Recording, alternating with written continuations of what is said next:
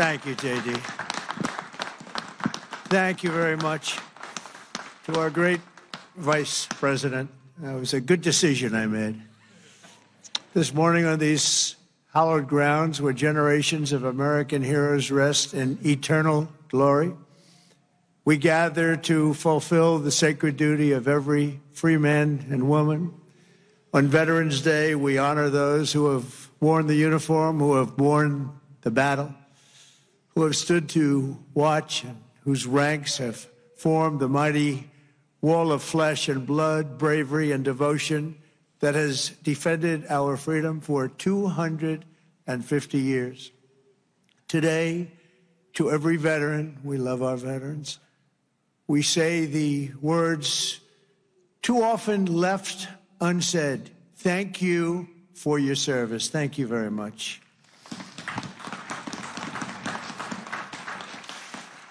And we want to also say thank you for carrying America's fate on your strong, very broad, and proud shoulders. Each of you has earned the respect and the gratitude of our entire nation. We love you, we salute you, and we will never forget what you have done to keep America safe, sovereign, and free. Thank you very much.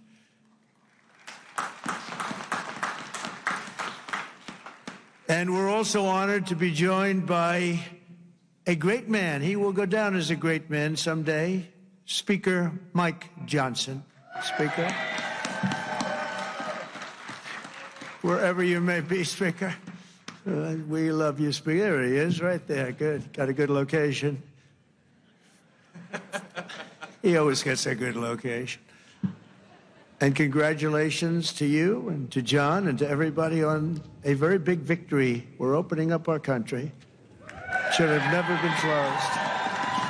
Should have never been closed. I want to thank Secretary Doug Collins, who's outstanding, just done a fantastic job for the veterans. We have a 92% approval rating. We took that up from 38% from a certain previous administration that we won't mention. Also, Secretary of War, we like the sound of that better than the other. Secretary Pete Hegseth. Pete, thank you very much. Thank you, Pete. Great job. Our great Attorney General, Pam Bondi. Pam, thank you very much. Thank you. Secretary Doug Burgum. Doug, thank you. Thank you very much for being here, Doug. A #1 energy person anywhere in the world, acknowledged. I was amazed that he took the job, and he did it without hesitation. What he gave up, what Doug gave up, what all of them gave up, nobody would ever know, but Secretary Chris Wright, #1 anywhere in the world, acknowledged. And drill, baby, drill, Chris, right? Drill, baby, drill. The energy prices are way down, and they're going further. Secretary Linda McMahon, education, moving education back to the states, Linda, right? Getting it back to the states where it belongs. Secretary Lori Chavez DeReamer, thank you, Lori, very much. Director Russ Vogt, Director, thank you. What a good job he's doing. Cutting, but fairly cutting. Director Tulsi Gabbard, thank you, Director. Ambassador Jamieson Greer, what a job he's done. We've taken in trillions of dollars in tariffs, and we want to keep it that way. It's been good for our country, I can tell you, including national security. General Dan Kane. General, thank you. He's a real general. And congratulations on wiping out the nuclear capability of Iran in about a matter of seconds once they got there. They traveled a total of 37 hours, but once they got there, they were very quick. And also to many other very distinguished guests. We have an amazing group of people. I'd like to name every one of you, but I think a lot of people would be upset. It's a little cold. The pages of American history are filled with the tales of titans, icons, innovators, and trailblazers who built this country into the greatest, most ambitious, and most prosperous nation the world has ever seen. And we brought it to new levels. I'll tell you, we were going in a direction for a period of time, but we've never been hotter than we are right now. This is the hottest country anywhere in the world. Yet every captain of industry, every pioneer of science, and every star whose brilliance has lit up the lights of Broadway all share one thing in common. They only had the chance to soar because the veterans had the courage to serve. They took care of those people. They took care of all the stars. The stars that you read about wouldn't be here without our veterans. Everything we have, everything our country has achieved has been purchased by the muscle, spine, and steel of the United States military. We owe it all to the fierce and noble men and women of the Army, the Navy, the Air Force, Space Force, Coast Guard, and the United States Marines. Here's a guy. Our service members, our own words, are the greatest possible tribute to their immortal valor. Shortly before the Battle of Bull Run, Major Sullivan Ballou of Rhode Island became a big name, didn't he? Wrote to his dear wife, Sarah. He said, "I know how great a debt we owe to those who went before us," he said.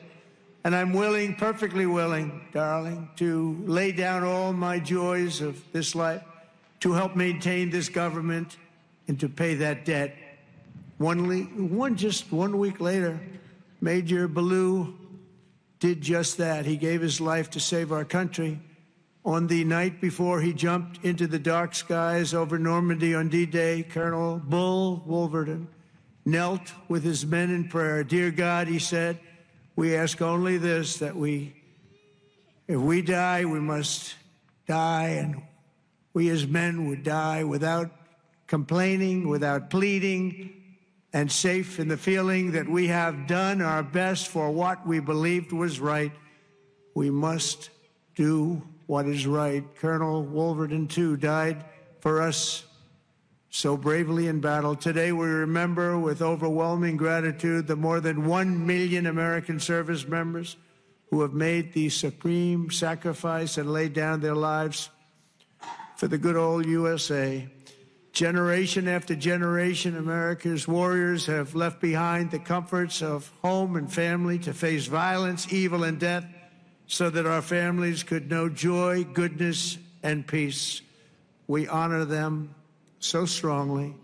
Our heroes have lived through unthinkable nightmares so we could live the American dream, and the American dream is coming back again, stronger than ever before, and you'll see that as the next few years evolve.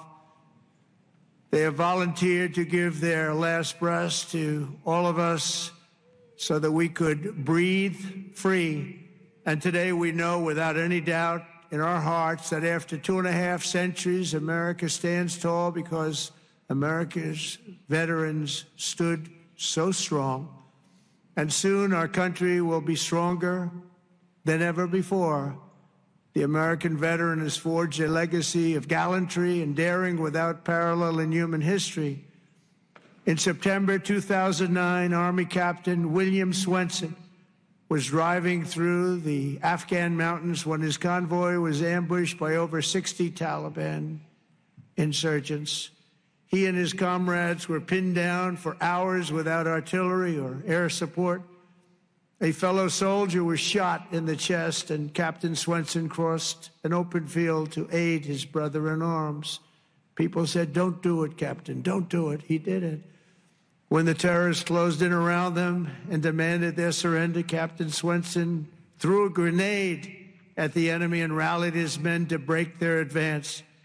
He then carried the wounded soldiers hundreds of yards to a rescue helicopter before charging back 3 times, back and forth, into the fire to save the wounded and bring them home. Even after 7 hours of fighting, he refused to leave any man behind. Retired Lieutenant Colonel William Swenson is here with us in Arlington. And for his actions that day, he proudly wears the Congressional Medal of Honor. Colonel Swenson, thank you very much. Thank you very much, please. Thank you. Thank you very much.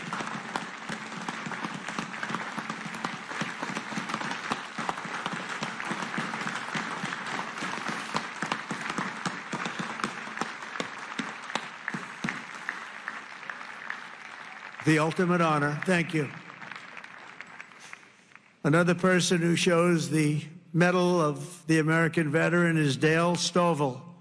As an Air Force helicopter pilot in Vietnam, Captain Stovall was assigned to rescue a downed American airman deep in hostile territory.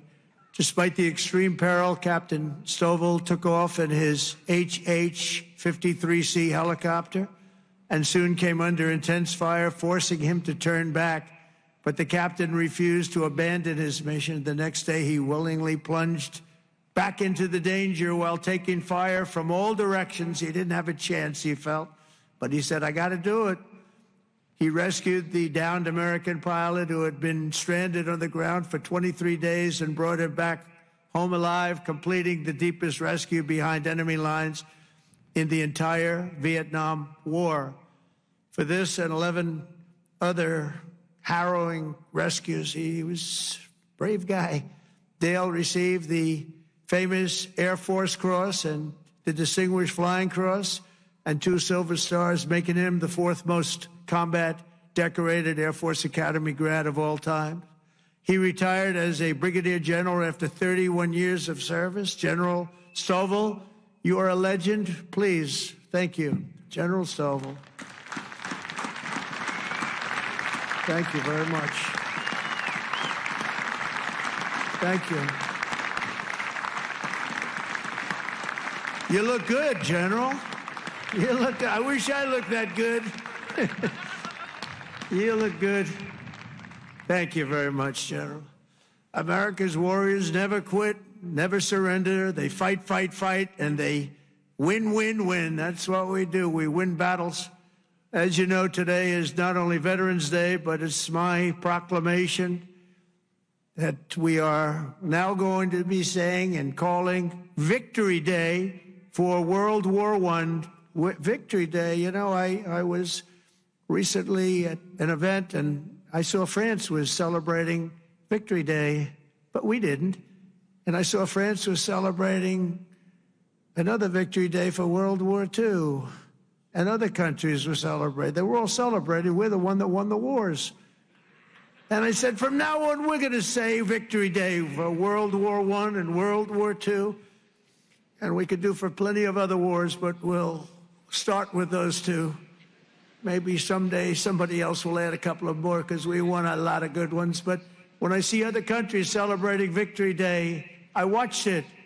I watched UK. I watched Russia. They were celebrating Victory Day, World War II. And I said, we got to have a Victory Day. Nobody even talked about it in our country.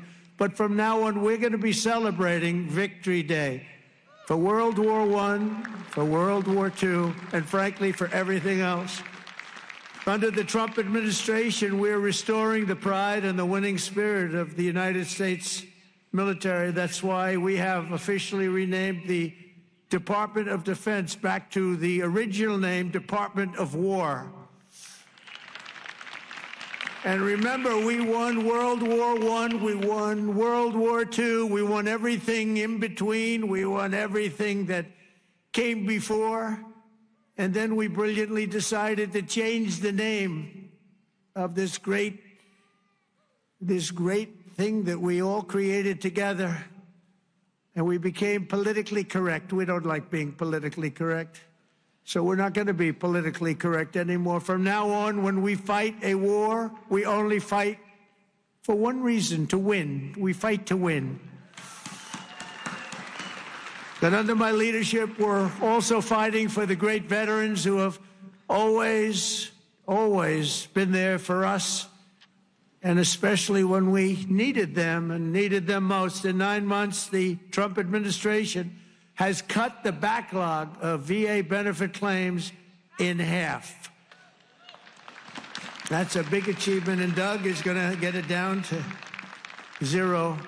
During the Biden administration, the backlog exploded like we had never seen before, and I'm going to eliminate 100% of that backlog. We're moving at that pace, and already we've processed more than 3 million backlog claims, the most of any year in the history of the VA. We've added more than 1 million extra service hours across the VA centers, and we've opened 20 new facilities in 13 states, something that people said just not possible to do. We also have brought back VA choice and VA accountability, taken away by the Biden administration.